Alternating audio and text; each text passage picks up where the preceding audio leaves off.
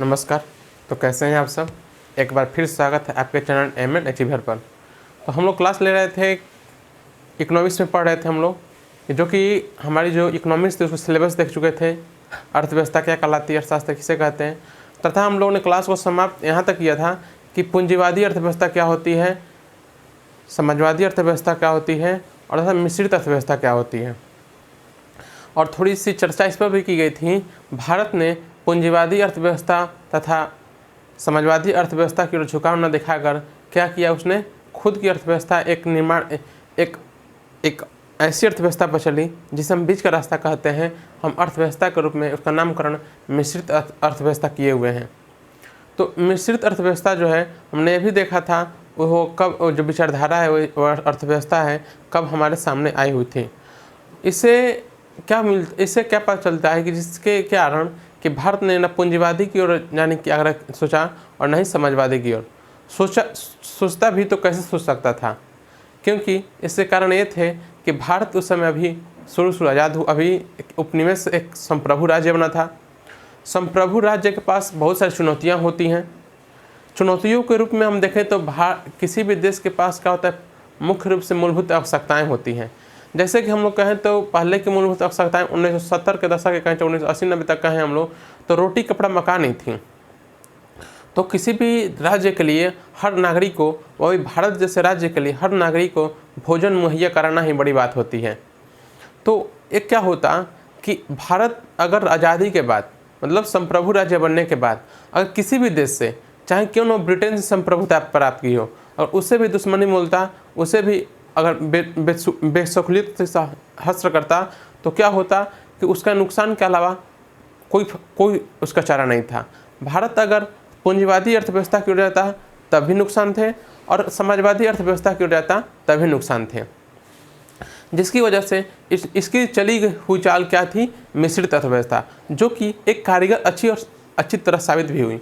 क्योंकि उस समय अगर हम देखें, पूरा इतिहास उलट कर देखें, तो उस समय जब शीत युद्ध हुआ, जो कि शीत युद्ध का परिणाम क्या था, कि शीत युद्ध होने के पीछे कारण क्या था, हम इस चीज़ को पढ़ेंगे कभी एक अच्छे से लेक्चर में, लेकिन उससे थोड़ा हम चर्चा कर लेते हैं। क्या शीत युद्ध एक ऐसा युद्ध था, दो देश क्या हो रहे थे, आप आमने सामने नहीं लड़ रहे थे, दो देश आमने सामने नहीं लड़ रहे थे। तो पहली बात ये कि युद्ध हुआ क्यों, ये युद्ध किसी संसाधन के लिए, किसी चीज़ के लिए, किसी वस्तु के लिए, किसी जगह की लड़ाई नहीं थी। यह लड़ाई थी विचारधारा की। यह लड़ाई थी विचारधारा की। वो विचारधारा कौन सी थी? वो विचारधारा पूंजीवादी और समाजवादी की विचारधारा थी। दुनिया उस समय दो भागों में बढ़ चुकी थी, और दुनिया एक दुनिया को हम लोग कहते थे पूंजीवादी दुनिया, एक दुनिया को कहते थे हम लोग समाजवादी दुनिया। अगर वही कारण था, अगर भारत किसी भी दुनिया की ओर, मतलब कि पूंजीवादी दुनिया की ओर जाता तब पर भी नुकसान था, और समाजवादी दुनिया की ओर जाता तब पर भी नुकसान था। भारत को क्या चाहिए था? एक संतुलित व्यवहार चाहिए था, एक संतुलित स्थिति चाहिए थी। अगर हम उस समय की स्थिति को देखें, अगर जितने भी देश थे उन्होंने क्या किया, किसी ने पूंजीवादी अर्थव्यवस्था की ओर रुख किया, तो किसी ने समाजवादी अर्थव्यवस्था की ओर रुख किया। लेकिन उनकी हसरत जो है, उनकी आज के समय में हम लोग देख सकते हैं, भारत की जो स्वतंत्रता है, भारत की जो आज़ादी है, भारत की जो लोकतंत्र है, वो आज भी एक सफल लोकतंत्र के रूप में गिना जाता है। क्यों? क्योंकि सफल लोकतंत्र के गिनने के पीछे कारण क्या है? कारण यही है कि अगर हम बगल में अपने पड़ोसी देशों को भी देखें, चाहे पाकिस्तान हो, चाहे श्रीलंका हो, चाहे म्यांमार हो, चाहे बांग्लादेश हो, यहाँ पर राजनीति के उथल पुथल होती रहती हैं। तो राजनीति के उथल पुथल होने का मुख्य कारण क्या है? क्या वो तत्कालिक कारण होते हैं? नहीं, कोई भी तत्कालिक कारण नहीं होता। उसके पीछे बहुत बड़ा ऐतिहासिक कारण भी होता है, जो कि हम लोग, जैसे कि अभी हम एक विचारधारा की जिस विचारधारा की बात कर रहे हैं, जिस विचारधारा को लेकर हम पूरी दुनिया को देख रहे हैं, वही विचारधारा थी। जैसे कि हम लोग बात करते हैं कि अन्य देश जैसे कि चर्चाएं में रहते हैं, जैसे कि पाकिस्तान द्वारा कोई भी एक प्रधानमंत्री अपने पूरा कार्यकाल नहीं कर पाया। म्यांमार जैसे सैनिक तख्तापलट होती रहती हैं। बांग्लादेश में राजनीतिक उठापटक मिलती है। जैसे कि श्रीलंका में हम लोग देखते हैं कि लोकतंत्र है, लेकिन लोकतांत्रिक राजतंत्र देखने को मिलता है। अर्थात एक परिवार से ही सभी लोग जुड़े हुए हैं। अलग अलग क्या होता है कि जैसे कि अगर देखा जाए, अगर हम लोग क्या कहते हैं कि एक एक चक्र था, जैसे कि जैसे प्रधानमंत्री आज़ादी के बाद देखें तो आज़ादी के बाद वैसा ही क्रम था, लेकिन धीरे धीरे भारत के लोकतंत्र में क्या हुआ, बदलाव हुआ। जैसे कि लोकतंत्र की जैसे लोकतंत्र भूमिका देखी जाती है वही सामने आई।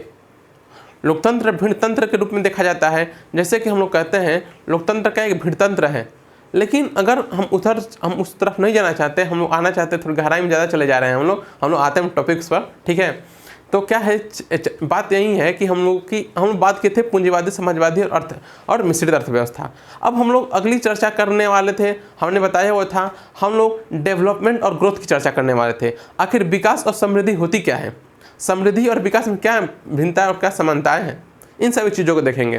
क्या समृद्धि और विकास कोई एक दूसरे के एक समानुपाती हैं, एक दूसरे के क्या है, एक दूसरे के क्या है, मात्रात्मक है या कोई गुणात्मक है, या हम कह सकते हैं क्या समृद्धि और विकास एक सिक्के के दो पहलू हैं।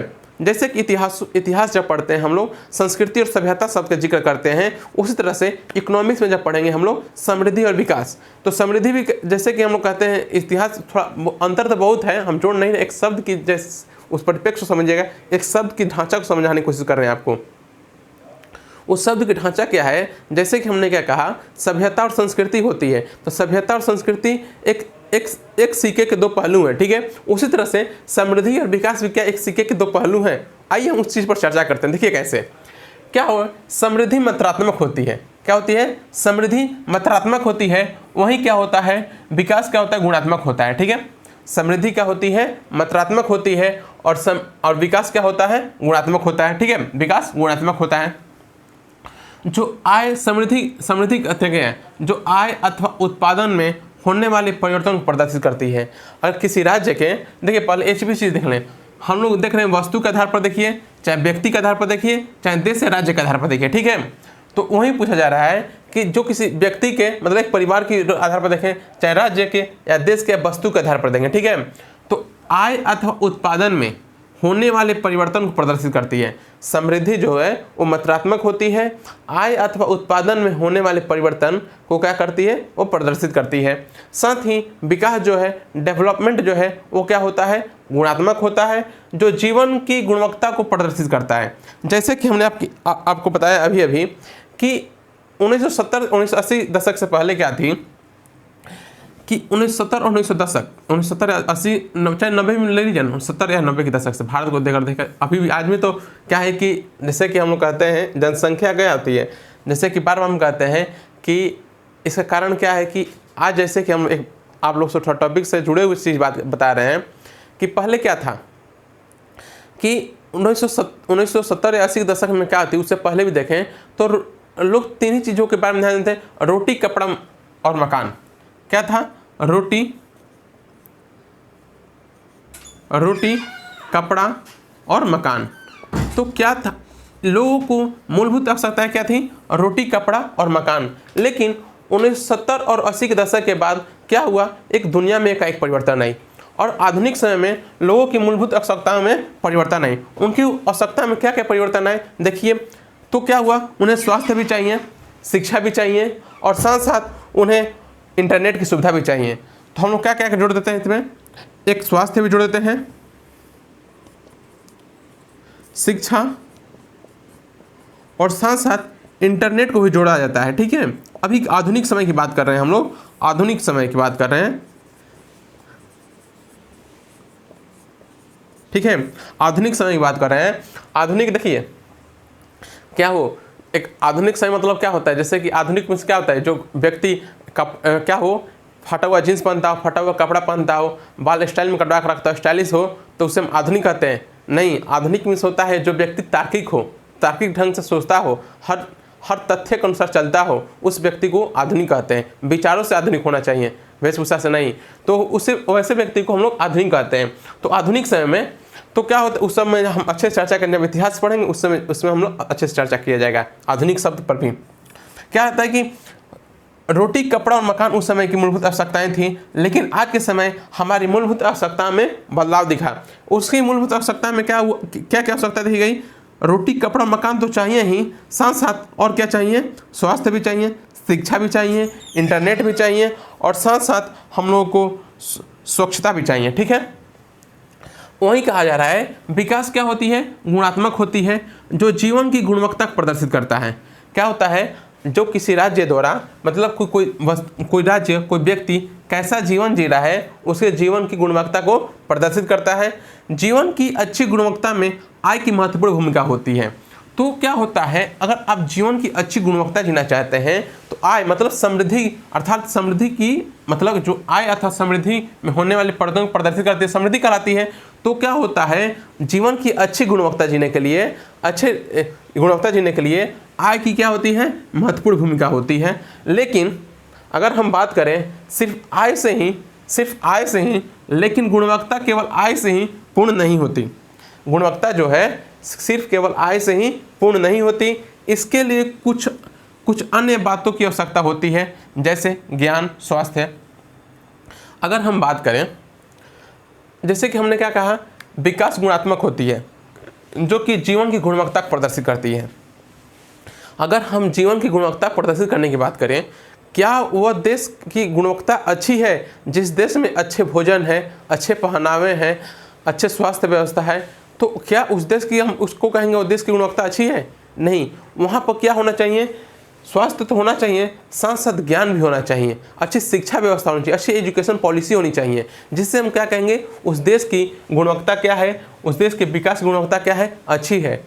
और साथ ही एक क्या होती है, उससे जीवन जीने की गुणवत्ता में आय को प्रदर्शित, आय महत्वपूर्ण भूमिका निभाती है। लेकिन आय ही सिर्फ भूमिका नहीं निभा पाती, इसके लिए अच्छी गुणवत्ता जीने के लिए ज्ञान चाहिए, स्वास्थ्य चाहिए, इसी तरह के अन्य व्यवस्थाएं भी चाहिए। ठीक है, अब देखिए एक सर्किल के रूप में समझें कि समृद्धि और विकास में क्या अंतर है। देखिए, एक अगर हम सर्किल के रूप में रखना चाहें तो हम लोग क्या कर सकते हैं कि विकास एक बड़ा सर्किल है। ठीक है, विकास क्या है, एक बहुत बड़ा भाग है, लेकिन उसके छोटा सा भाग को हम लोग क्या कहते हैं, समृद्धि कहते हैं।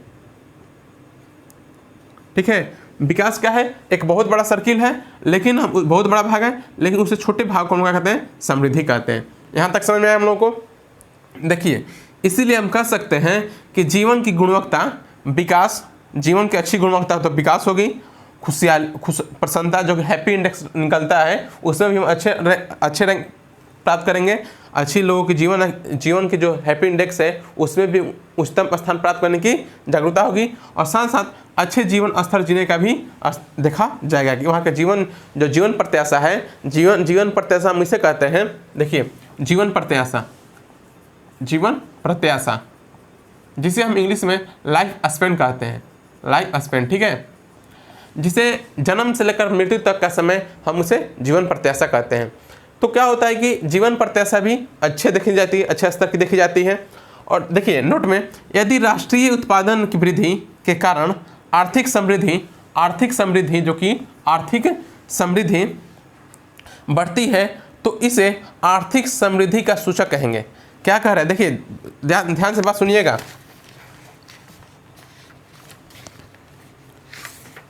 क्या कहा जा रहा है कि यदि राष्ट्रीय उत्पाद की वृद्धि के कारण, अगर राष्ट्रीय उत्पादन में वृद्धि के कारण आर्थिक समृद्धि बढ़ती है, मतलब कि आर्थिक समृद्धि क्या प्रदर्शित करता है, आय और उत्पादन की। तो क्या होता है, उत्पादन में जब वृद्धि होती है तो उसकी वजह से जब क्या होता है कि आर्थिक समृद्धि में बढ़ोतरी होती है तो हम उसे क्या कहते हैं, हम उसे आर्थिक समृद्धि का सूचक कहते हैं, आर्थिक समृद्धि का सूचक कहेंगे। ठीक है, अब देखिए दूसरा पॉइंट नोट में देखिएगा, समृद्धि और विकास एक दूसरे के विरोधाभासी नहीं है, बल्कि एक सिक्के के दो पहलू हम लोग कर सकते हैं, बल्कि समृद्धि से विकास को बढ़ावा ही मिलता है। इसी प्रकार विकास एक अच्छी समृद्धि की भूमिका तैयार करता है। क्या होता है कि क्या कर रहा है कि यहाँ पर समझने वाली बात है, देखिए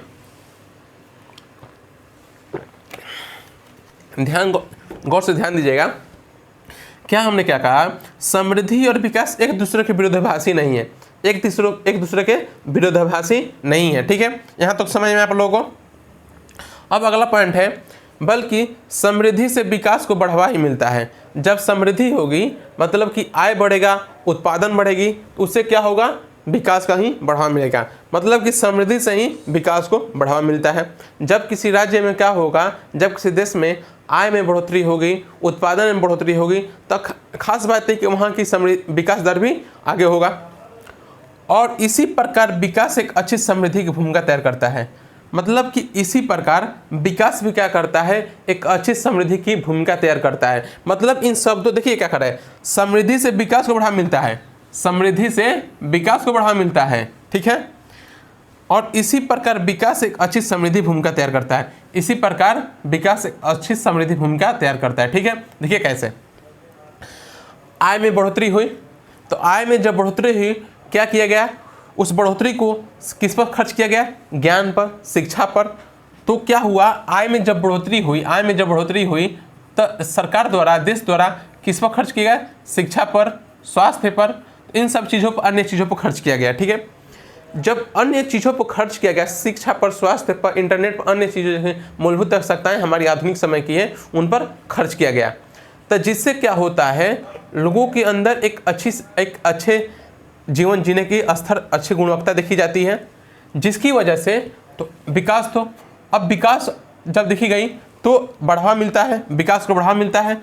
लेकिन जब अच्छी शिक्षा मिल गई, अच्छा सा कौशल मिल गया, अच्छा सा जब कौशलविद व्यक्ति हो जाते हैं, तो जब अपने कौशल का प्रयोग क्या करते हैं, अपने फील्डों में ना, अपने जुड़े हुए अपने एक नए कौशल का उपयोग करते हुए एक नई भूमिका तैयार करते हैं। जिससे क्या होता है कि जैसे कि आप बात करें, एक एग्जाम्पल समझिएगा, ठीक है।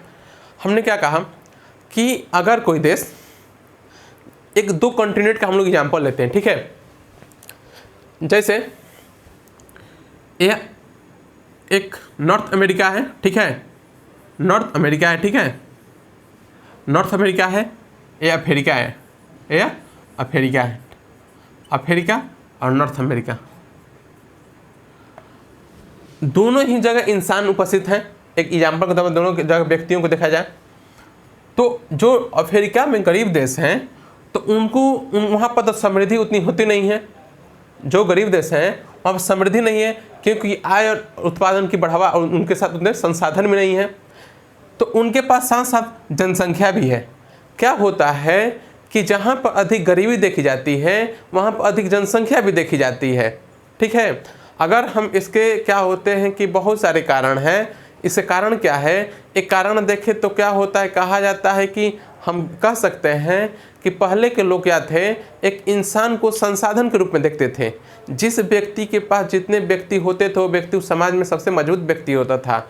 इसीलिए, और इसके कारण और भी थे, पहले के व्यक्ति इसलिए अधिक से अधिक बच्चे को जन्म देते थे, क्योंकि अंत जाते जाते ऐसी बीमारियां थीं जिसके इलाज नहीं हो पाने के कारण क्या होते थे, बहुत सारे बच्चे की मृत्यु हो जाती थी। और साथ ही मुख्य कारण था पहले लोगों को संसाधन के रूप में देखा जाना।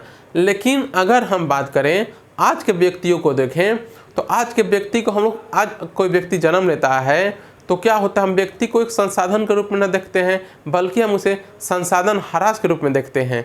क्योंकि अगर बात करें एक व्यक्ति के मृत्यु होने से कोई पृथ्वी के संसाधन पर कोई प्रभाव नहीं पड़ता है, जितना प्रभाव एक व्यक्ति के जन्म होने से पड़ता है, ठीक है। तो क्या होता है कि क्योंकि अगर क्या होता है कि जितने गरीब देश हैं उनके द्वारा बच्चे की जन्म दर क्या होती है, बहुत तेज होती है, ठीक है। और जीवन प्रत्याशा बहुत कम भी होती है, वहाँ की जीवन प्रत्याशा कम होती है। क्योंकि वहाँ पर अच्छे स्वास्थ्य नहीं है, अच्छे शिक्षा नहीं है, अच्छे इंफ्रास्ट्रक्चर नहीं है, इन सभी चीज़ों का अभाव है, ठीक है। तो अगर हम बात करें, वहाँ पर बहुत सारे वैज्ञानिक निकले, बहुत सारे अच्छे विचार निकले, तो बहुत सारे, तो इन सब चीज़ों का होना अभाव है। तो इसी बात पर, जैसे कि हमने क्या कहा, इसी बात पर हमको एक बात याद आ गई। एक कहानी है कि जो कि कहा जाता है कि आप लोग सुने होंगे कि जैसे कि कहा जाता है कि वहाँ के लोगों द्वारा हम कहें कि जीवन की दर क्या है, जीवन दर भी अधिक है, जन्म रेट भी क्या है, जन्म रेशियो भी क्या अधिक है, और मृत्यु दर भी तेज़ी से गिरता है। तो क्या होता है वहाँ की जो मूलभूत आवश्यकताएं हैं, मूलभूत आवश्यकता कौन सी, रोटी कपड़ा ही मकान जो है वहाँ पर पूरा करना बहुत ही एक जुझारू, एक शक्ति की बहुत ही एक दयनीय स्थिति है। इसी बात पर हम बात करें, अगर वहीं अमेरिका है, अमेरिका में हमारी जो आधुनिक समय की मूलभूत आवश्यकताएं तक पहुँच है। तो क्या है कि इसी बात पर अगर हम बात करें, एक क्या है कि कविता है, गोली खाकर एक को मुंह से निकला राम और दूसरे के मुंह से निकला माओ और तीसरे के मुंह से निकला आलू। पोस्टमार्टम रिपोर्ट बताती है कि पहले दो के पेट भरे हुए थे। मतलब कि वही व्यक्ति क्रांति भी कर सकता है, वही व्यक्ति समाज में परिवर्तन ला सकता है जिसके पेट भरे हुए हों। उसके अंदर विचार आ सकता, उस व्यक्ति के अंदर ही विचार आ सकता है जिसके पेट भरे हुए हों। अगर हमारा पेट न भरा हुआ हो तो हमारे अंदर विचार हमारे अंदर परमात्मा के विचार, अन्य चीज़ों के विचार, नए नए विचार, आविष्कार के विचार नहीं आएंगे, बल्कि हमारी भूख की विचार आएगी, भोजन की विचार आएगी, अन्न की विचार आएगी। तो इन सभी इस चीज़ों पर आश्रित होती है। तो इसीलिए इस आधार पर कहा गया कि जब क्या होता है, समृद्धि बढ़ती है, मतलब विकास अच्छी समृद्धि की भूमिका तैयार करता है। जब क्या होता है, समृद्धि होती है, आय और उत्पादन में वृद्धि होती है, तो विकास खुद हो जाता है। लेकिन जब विकास होगा तो अच्छे अच्छे कौशल आएंगे, तो अच्छे अच्छे कौशल आने के बाद क्या होंगे, अच्छे से सेवा दी जाएगी, अच्छे से सेवा से क्या होगा, आय की उत्पादन बढ़ेगी और आय के साथ साथ क्या होंगे, अच्छी समृद्धि देखी जाएगी। ठीक है, यहाँ तक समझ में आया। ये हुआ हमारा आर्थिक समृद्धि और आर्थिक विकास। और कुछ हम देखते हैं जो कि इन सब चीज़ों से जुड़े हुए परिप्रेक्ष्य, तो देखिए इसे लिख लीजिए। और जो भी चीज़ आपको लगता हो जैसे चीज़ कोई चीज़ लिखवाई नहीं गई है, बोर्ड पर लिखी नहीं गई है, लेकिन वो चीज़ हमने बोला अपनी जुबान से, जो कि कोई का एक फ्लो में बोल दिया जाता है। आप लोग कलम और कॉपी लेकर बैठा कीजिए, जो चीज़ एक फ्लो में निकल जाए उस चीज़ों को देखिए इंपॉर्टेंट है, उसे नोट कर लिया कीजिए, क्योंकि हर चीज़ें बोर्ड पर लिखी नहीं जा सकती। ठीक है, इसे लिखिए पहले। ठीक है, इसे मिटाते हैं। ठीक है, देखिए जो भी चीज़ है उसे जो भी जहाँ भी समझ में ना आए, जैसे कि हमने क्या कहा, जो भी आपको शब्दावली भी लग रही हो तो उस शब्दावली भी जुड़े हुए अर्थ क्या किए जाएंगे, एक शॉर्ट वीडियो के तौर पर आपको डाल दिए जाएंगे। तो सब देखते रहिए। क्या होता है कि एग्जाम हॉल में क्या होता है कि आप शब्दों से खेलना है। यूपीएससी फैक्ट नहीं मांगती, फैक्ट्स बहुत कम मांगती है, लेकिन शब्दों पकड़ होती है ना, शब्दों को जो व्यक्ति समझ गया वो फैक्ट तक किसी भी तरह से पकड़ बना लेगा। आप लोगों को शब्दों को समझना है कि शब्द क्या कह रहे हैं, शब्द के अर्थ क्या होते हैं। ठीक है, इन सभी चीज़ों पर ध्यान देना है। टर्मिनोलॉजी से कहते हैं, चाहे हिस्ट्री का टर्मिनोलॉजी हो, चाहे पॉलिटी का टर्मिनोलॉजी हो, चाहे इकोनॉमिक्स का टर्मिनोलॉजी, कोई अन्य सब्जेक्ट टर्मिनोलॉजी हो, उसी से अधिक शब्दार्थ पूछे जाएंगे, उसी से अधिक क्वेश्चन पूछे जा रहे हैं। ठीक है, तो आगे चलते हैं हम लोग। इसे लिख लिए होंगे आप लोग, इसे मिटाते हैं।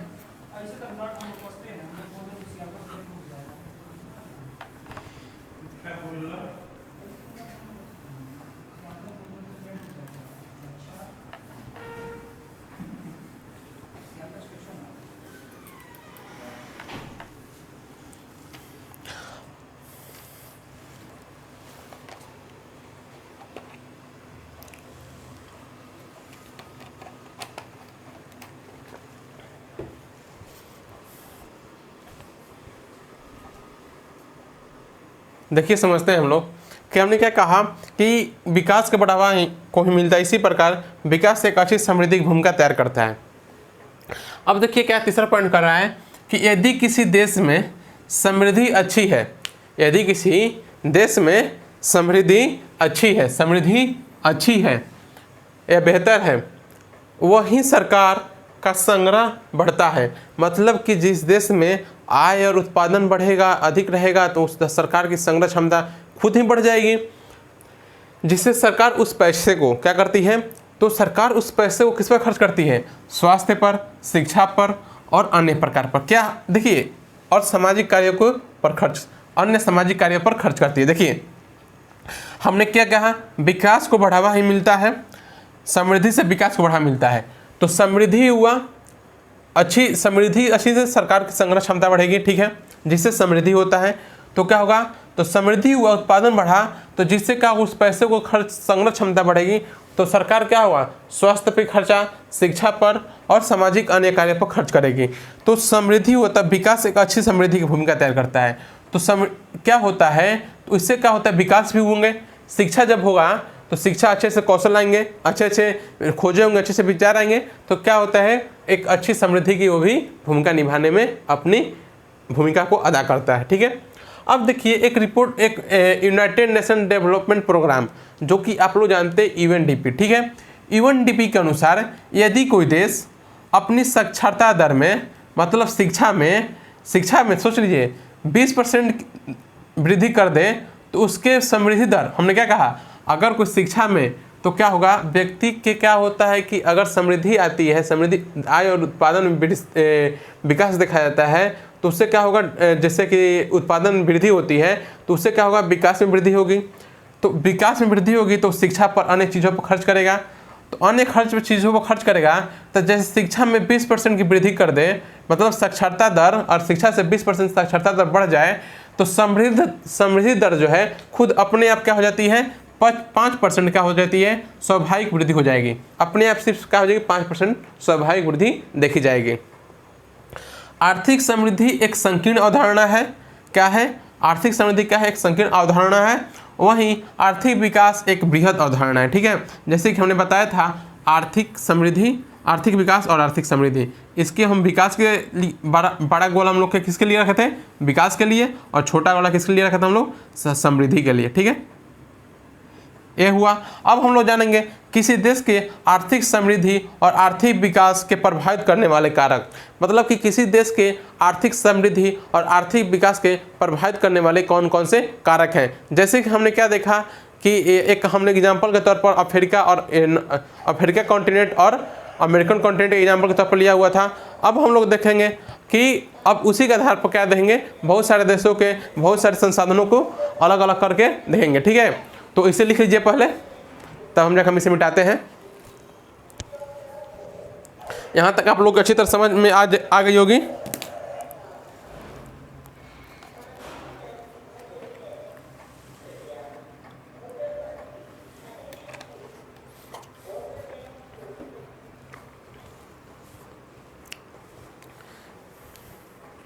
ठीक है, इसे मिटाए ना, इसे मिटाया जाता है।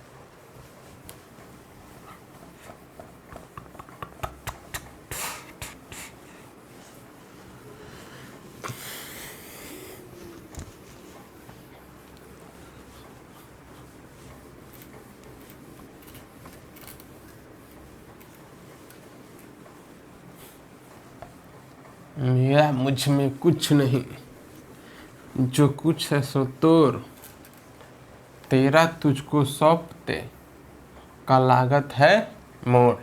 ठीक है बच्चे, ठीक है दोस्तों, एक किनके द्वारा कही गई पंक्ति है, एक कबीरदास, आप लोग जानते ही होंगे। ठीक है, तो हम लोग देखते हैं क्या कहा, किसी देश के आर्थिक समृद्धि और आर्थिक विकास को प्रभावित करने वाले कारक। किसी देश के आर्थिक समृद्धि और आर्थिक विकास को प्रभावित करने वाले कारक। हाँ दोस्तों, तो क्या है कि किसी देश के आर्थिक समृद्धि और आर्थिक विकास को प्रभावित करने वाले कारक, तो देखिए क्या क्या है कि पहले तो हम देखते हैं प्राकृतिक संसाधन। प्राकृतिक संसाधन के अंतर्गत जैसे कि अच्छी मिट्टी हो, खनिज हो, वन संपदा हो, अच्छी जलवायु हो, तथा अन्य प्राकृतिक संसाधन जैसे कि कोयला वोयला, जैसे ऐसी बहुत सारे चीज़ें आती हैं।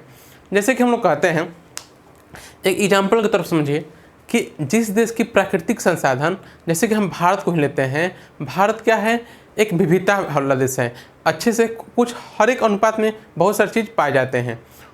और क्या है कि भारत में इतनी जनसंख्या अधिक होने के कारण एक बहुत बड़ी कारण ये भी है कि यहाँ पर जो कि भूमि उपजाऊ है, इसका भी योगदान बहुत बड़ा है, क्योंकि यहाँ पर जो जीवन प्रत्याशा है कि एक इंसान की एवरेजन 70-80 वर्ष उम्र क्या है कि जीवन प्रत्याशा है। ठीक है, तो उससे क्या होता है कि व्यक्ति क्या होते हैं कि अच्छी भूमि, अच्छे उत्पादन होने से, अच्छी भूमि होने से, अच्छी मिट्टी होने से उत्पादन वृद्धि होती है। जैसे कि हमारी जो मूलभूत आवश्यकताएं हैं, रोटी कपड़ा है, वो हमारी ज़रूरतें जो हैं रोटी की वो पूरी हो जाती है। और साथ ही वन संपदा खनिज भी होते हैं, तो क्या हो सकते हैं हमारे जो हमारी जो आवश्यकताएँ हैं, जो अन्य बिजली की आवश्यकता हो, चाहे विकास की आवश्यकता हो, उन सब चीज़ों में हमारा क्या इसका योगदान बहुत ही महत्वपूर्ण होता है। तो हम लोग कह सकते हैं समृद्धि एवं विकास में प्राकृतिक संसाधन का एक महत्वपूर्ण और प्रथम योगदान होता है। और दूसरा कि पूंजी निर्माण क्या होता है। पूंजी निर्माण किसी देश में ऐसी प्रक्रिया होती है जिसके द्वारा बचत को पूंजीगत क्या होता है। देखिए, एक कथन है ना, एक कथन है कि समय को बर्बाद करने से बचिए, ठीक है, और समय को बचाइए, ठीक है। समय को मतलब कि समय को बर्बाद करने से बचिए तो समय को बचाने का प्रयास कीजिए।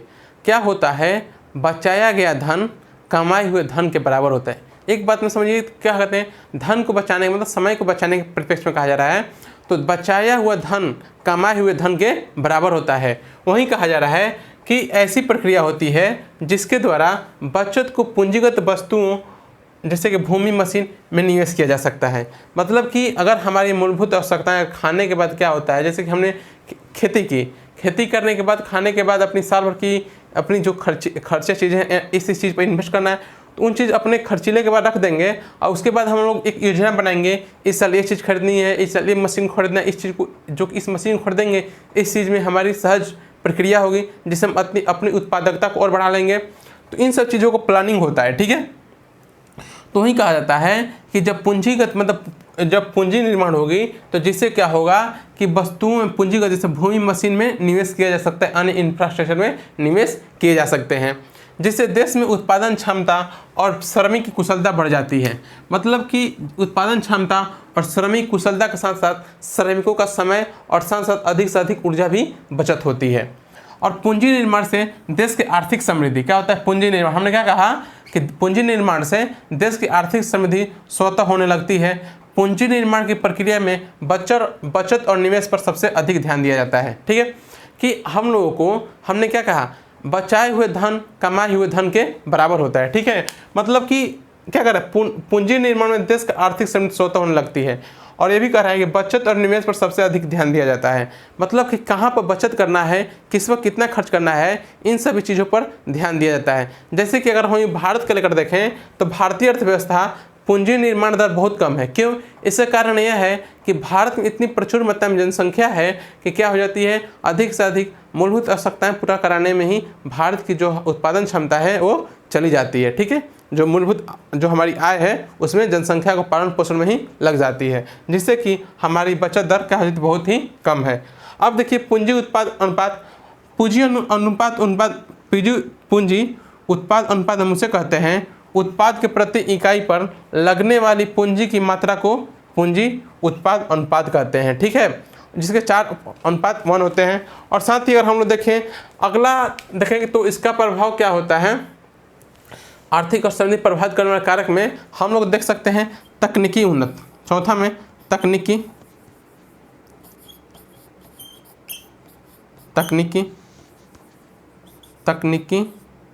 उन्नत। मतलब कि अगर उन्नत किस्म के क्या होते हैं, जितना उन्नत होगा वो उतना ही विकास होगा। जो देश जितना ही उन्नत होगा, नए नए इंफ्रास्ट्रक्चर होंगे, नए नए मशीनें होंगी, अच्छे मशीनें होंगी, तो क्या होगा, उस देश क्या होंगे, अच्छे से अच्छे विकास की ओर अग्रसर होंगे। जैसे कि अगर हम लोग बात करें कि अगर आज के समय में क्या होता है कि जैसे कि ये खेती करने के लिए आज पहले के जैसे अगर हम लोग करेंगे बैल की तरह बैलगाड़ी से खेती करेंगे तो क्या उत्पादन क्षमता उतना ही होगा जैसे कि आज के समय में है, नहीं। तो जैसे मशीनों की खोज हुई तो उसी तरह से मशीनों के और इंफ्रास्ट्रक्चर का उपयोग करते हुए हम लोग अन्य चीज़ों का उपयोग करते हुए जब चीज़ों का हम लोग उपयोग करेंगे, संसाधनों का उपयोग अच्छी तरह से करेंगे तो क्या होता है, और तकनीकों का उपयोग करेंगे तो क्या होता है, तकनीकों के उपयोग करने से हमारी ऊर्जा बचती है, जो कि ऊर्जा किसी अन्य कौशल के लिए कार्य में लग जाती है, चाहे विचार करने के लिए, चाहे किसी चीज़ को खोज करने के लिए। तो उससे क्या होता है, हमारी अच्छी ऊर्जा बचती है, जिससे कि हमारे देश के लिए विकास के रूप में अग्रसर भूमिका निभाती है। और अगला पॉइंट देखें, मानव संसाधन, ठीक है। हमने अभी थोड़ा देर जिक्र पहले किया था, मानव एक संसाधन है, ठीक है। मानव एक संसाधन है, मानव संसाधन है। जैसे कि क्या कहता है कि पहले क्या था कि अगर आज के कारण देखें तो क्या इतनी तकनीकी हो गई, इतनी मशीनें हो गई, अगर क्या होता है फिर भी उतनी जनसंख्या को बरकरार रखना बहुत ही मुश्किल है। ठीक है, क्या होता है कि इतनी जनसंख्या, जैसे कि जनसंख्या विस्फोट कहते हैं हम लोग, तो ये मानव संसाधन है। पहले क्या था कि मानव को संसाधन के रूप में देखा जाता था। क्यों? क्योंकि जिस व्यक्ति के पास, जिस समुदाय के पास, जिस कबीले के पास जितने अधिक मानव होते थे वो उतना ही शक्तिशाली होता था। लेकिन आज का जो परिदृश्य है वो बदल चुका है, और आज के जिस व्यक्ति के पास मानव उतने अधिक ना हो तो क्या करता है, अगर एक व्यक्ति के पास क्षमता हो, मानसिक शक्ति हो, वो क्या करता है, एक पूरी भीड़ इकट्ठा कर सकता है। तो एक आज विचारों की लड़ाई है, ऐसा नहीं झुंडों की लड़ाई नहीं है। तो क्या है कि हम लोग के पास इस क्षमता, तो आज के समय हम लोग क्या कर रहे हैं, मानव को संसाधन के रूप में देख रहे हैं। हमारी तो प्रक्रिया वही है, पुरानी धारणा चली आ रही है, लेकिन हम लोग आज के समय ये भी देखना चाहिए मानव एक संसाधन के रूप में उतना ही है जितना कि एक संसाधन ह्रास के रूप में है। अगर देखा जाए तो क्या होता है, अगर एक किसी समाज में, एक किसी घर में, किसी पिता, मतलब आप मान लीजिए किसी घर में 2 भाई हैं, मतलब कि अगर मान लीजिए कि आप क्या है कि 2 भाई में 4 भाई हैं, ब्रदर मतलब 2 बहन और 2 भाई हैं। ठीक है, तो 2 भाई और 2 बहन हैं, 2 सिस्टर्स एंड 2 ब्रदर्स। ठीक है, तो क्या होंगे, आपके 4 परिवार हुए, 4 आपके मतलब कि आपके घर में 4 भाई बहन हुए, और 2 माता पिता जैसे मान लीजिए और अन्य लोग हैं। ठीक है, तो हम लोग 2 सिस्टर एंड 2 ब्रदर्स। ठीक है, तो अगर शिक्षा की व्यवस्था आएगी, अच्छे कौशल की व्यवस्था आएगी, अगर वो व्यक्ति के पास वो जो परिवार है वो अच्छी तरह से शिक्षित, अच्छी तरह से वो उतने सक्षम नहीं है कि ऐसे अच्छा सुविधा दे सके, अच्छा सुविधा मुहैया करा सके, तो क्या होगा, वो उस व्यक्ति के पास यही क्षमता है कि वो व्यक्ति क्या कर सकता है, एक ही बच्चे को या 2 बच्चे को अधिकतम से अधिकतम अच्छा शिक्षा या अच्छी व्यवस्था मुहैया करा सकता है। उससे क्या होगा, उससे क्या होता है, उस परिवार को तो नुकसान होगा ही होगा, साथ साथ समाज और देश का भी नुकसान होगा। देखिए कैसे, अगर इस व्यक्ति के पास क्या है कि इस व्यक्ति के पास क्या है कि एक ही व्यक्ति को शिक्षा देने की क्षमता है, एक ही बच्चे की शिक्षा देने की क्षमता है और अच्छी शिक्षा देने की, लेकिन उसे जन्म कितने कर दिए, 4 को कर दिए। तो जिससे क्या होगा, इस व्यक्ति ने क्या किया, अपने आप को गरीबी में धकेला, अपने आप को गरीबी की ओर धकेला, जिससे कि क्या होता है कि अब संसाधन जो एक व्यक्ति को मिलने वाले थे, अगर हम एक बच्चे पैदा करते हैं, देखते हैं 2, तो क्या हो सकता है, अच्छी तरह से संसाधनों का बंटवारा, लेकिन संसाधनों का बंटवारा हो जाता है, हितों का बंटवारा हो जाता है। लेकिन 4, तो 4 में क्या होता है कि संसाधन उतने अच्छी से नहीं मिल जाएंगे, अच्छी तरह सुविधाएं नहीं मिल पाएगी, जिससे क्या होता है, वह देश और वो परिवार, वो राज्य क्या हो जाते हैं, गरीबी में धकेले जाते हैं। यही चीज़ कहा जा रहा है कि हम लोग को क्या करना चाहिए, मानव संसाधन को आज के समय संसाधन के रूप में जितना देखते हैं उतना ही क्या करना चाहिए, हम लोग को संसाधन ह्रास के रूप में भी मानव को देखना चाहिए। ठीक है, और अगला पॉइंट है राजनीतिक कारण। ठीक है, तो राजनीतिक कारण भी कुछ है कि जो कि हमारे आर्थिक विकास और आर्थिक समृद्धि और आर्थिक विकास को प्रभावित करते हैं। तो ये चीज़ है राजनीतिक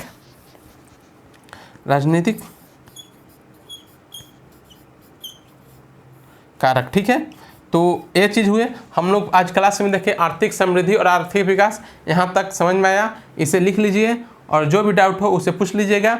और एक बात और बता दें, कल हम लोग पढ़ेंगे सतत विकास ना, सस्टेनेबल डेवलपमेंट, क्या है सतत विकास, इन सभी चीज़ों को एक बार हो सके तो पढ़ लीजिएगा, जिससे समझने में आसानी होगी। आज के लिए इतना ही, धन्यवाद।